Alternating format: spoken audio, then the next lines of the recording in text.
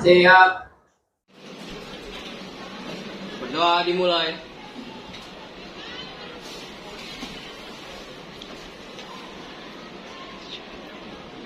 Berdoa selesai, memberi salam. Selamat pagi, Bu. Jas merah. Jangan sekali-kali melupakan sejarah. Nah, selamat pagi semua. Pagi, Bu. Kita bertemu lagi di minggu terakhir sebelum kalian akan melaksanakan PAT. Oke.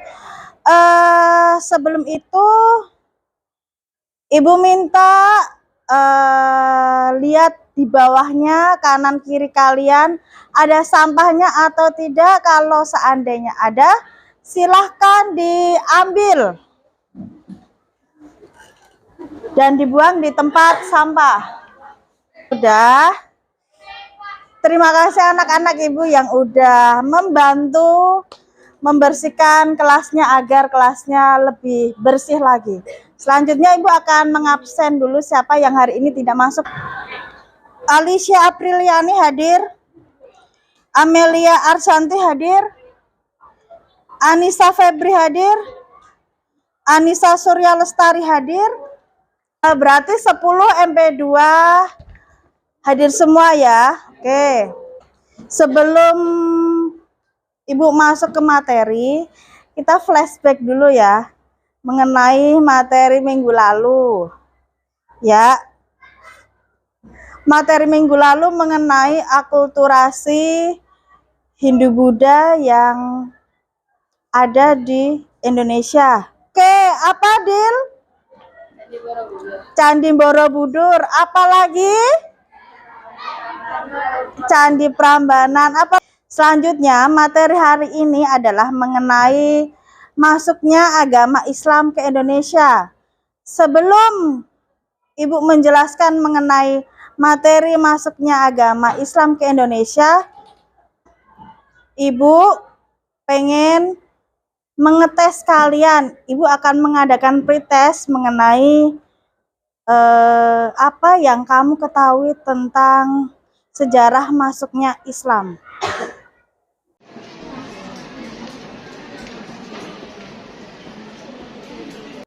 Sudah semua? Oke. Kali ini mengenai teori dan saluran penyebaran Islam di Nusantara. Oke. Sebelum itu, Ibu mau tanya. Apa yang kalian ketahui tentang agama Islam? Ada yang bisa menjawab?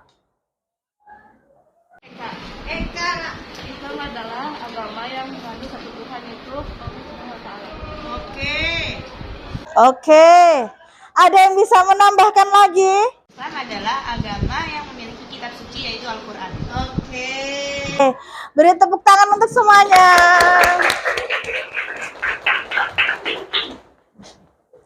Oke, selanjutnya tujuan pembelajaran.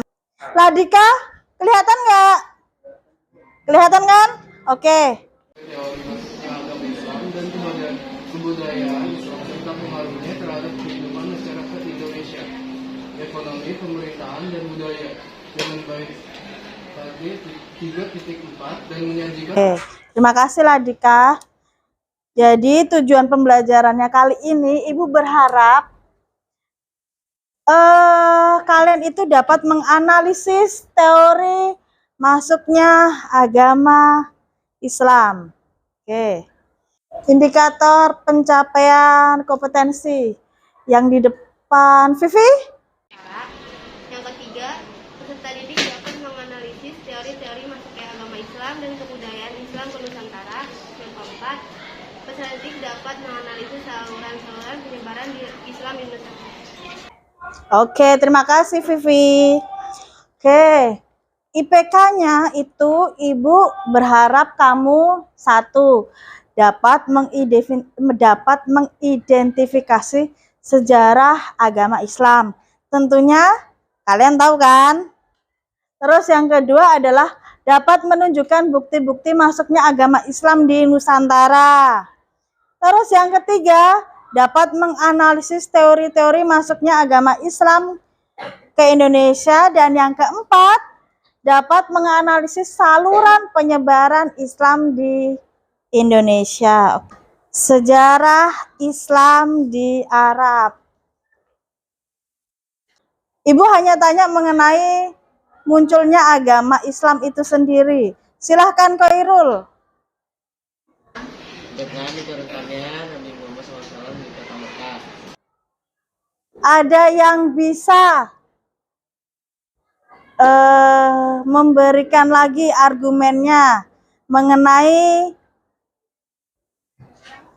munculnya agama Islam? Nesya. Yang dilakukan dengan cara dakwah bisa bersembunyi-sembunyi dan terang-terangan kepada masyarakat yang di atas. Oke. Nah, sekarang bagaimana Islam masuk ke Nusantara? Tahu? Makamnya siapa? Oke. Makamnya Sultan Malik As-Saleh. Masuk teori apa? Masuk teori Gujarat. Jadi gambarnya yang Ibu tampilin ini adalah bukti dari teori Gujarat. Jadi Islam masuk pertama kali ke Indonesia, bukti dari teori Gujaratnya apa adalah salah satunya adalah makam Sultan Malik Al-Saleh. Dan dia adalah sultannya Kerajaan Samudra Pasai. Oke. Terus yang kedua. Gambar yang kedua yang sampingnya apa itu? Festival apa? Festival apa? Oke, apa itu? Masuk teori apa itu?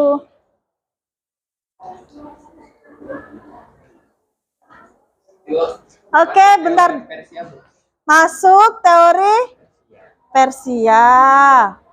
Sekarang Ibu akan memberikan penjelasan mengenai saluran penyebaran Islam di Indonesia.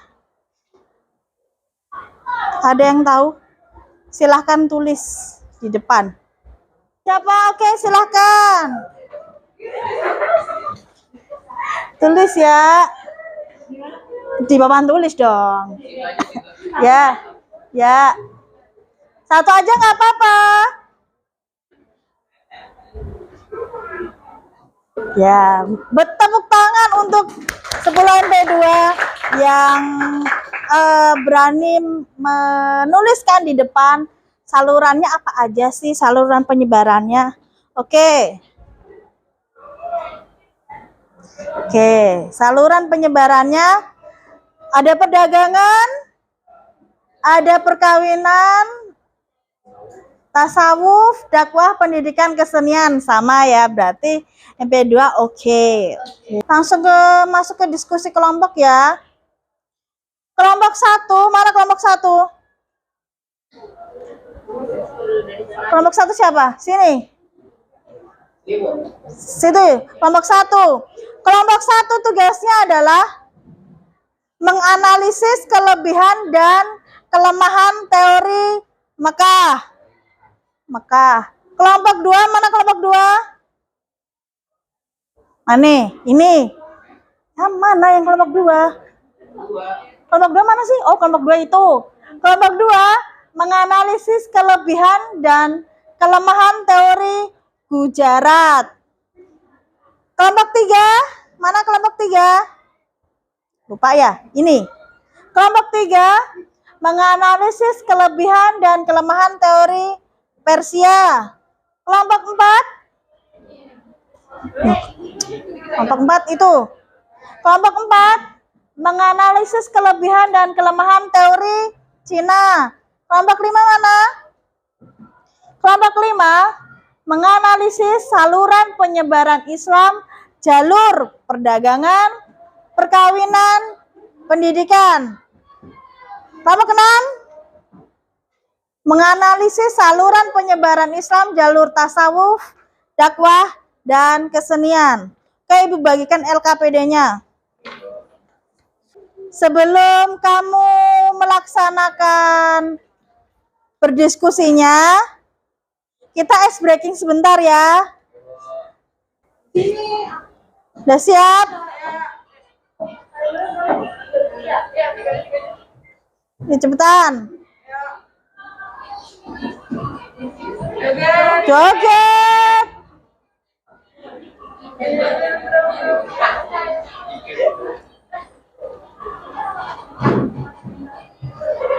Oke. Oke, terima kasih.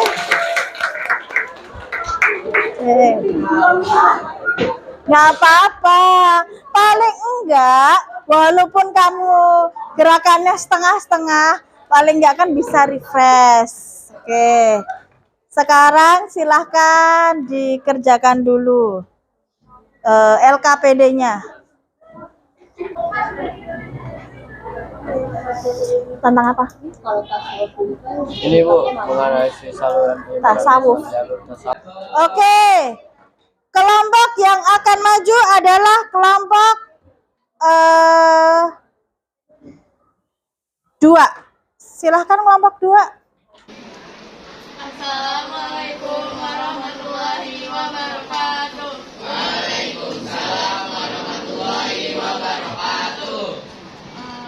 Teori Gujarat itu adalah Islam masuk ke Nusantara melalui India. Para pedagang Gujarat masuk sampai ke Indonesia melalui Selat Malaka. Kemudian mereka melakukan kontak sosial dengan masyarakat lokal Kesultanan Samudra Pasai. Untuk kelebihan teori Gujarat yaitu teori yang menyatakan bahwa Islam di Indonesia berasal dari Gujarat, didukung oleh para utusan Sultan Samudra Pasai Balik Pasawe. Khususnya Pasai juga disebut dalam buku perjalanan seorang musafir. Mereka bernama Ibnu Battuta sebagai tempat yang penting bagi rekonstruksi perkembangan Islam di Kepulauan Sumatera. Teori ini semakin diperkuat dengan temuan 3 batu nisan Muslim dari pihak baru pertama abad ke-15 Masehi yang ditemukan di daerah Pasai. Oke. Itu kelebihannya? Ya. Oke. Ada juga kelemahannya, perbedaan mazhab, di mana Kerajaan Samudra Pasai menganut mazhab Syafi'i, sedangkan Muslim Gujarat lebih banyak menganut mazhab Hanafi. Kelemahan lain dari teori ini adalah saat Islamisasi Samudra Pasai, Gujarat saat itu masih berupa kerajaan Hindu. Sudah, silahkan ditutup. Sekian presentasi dari kami.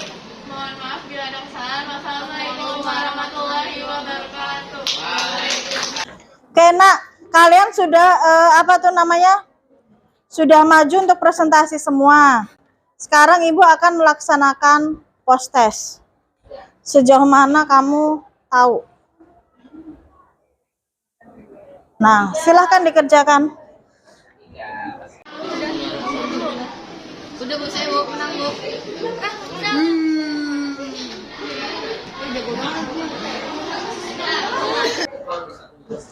Oke, sudah. Kalau sudah HP-nya silahkan ditaruh di mejanya masing-masing. Ibu akan merefleksikan kegiatan hari ini. Sebelum Ibu yang merefleksikan, silahkan Ibu minta 1 orang untuk merefleksikan hari ini.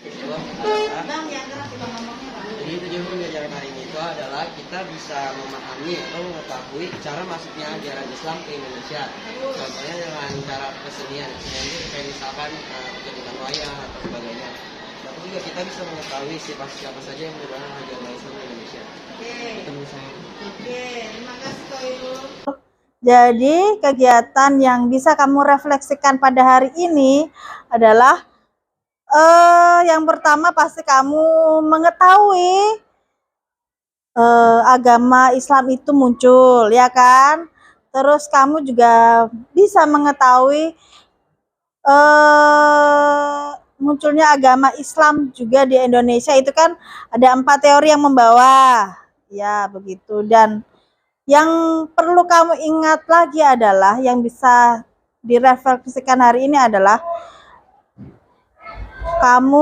kalian bisa menghargai perbedaan yang ada di Indonesia. Oke.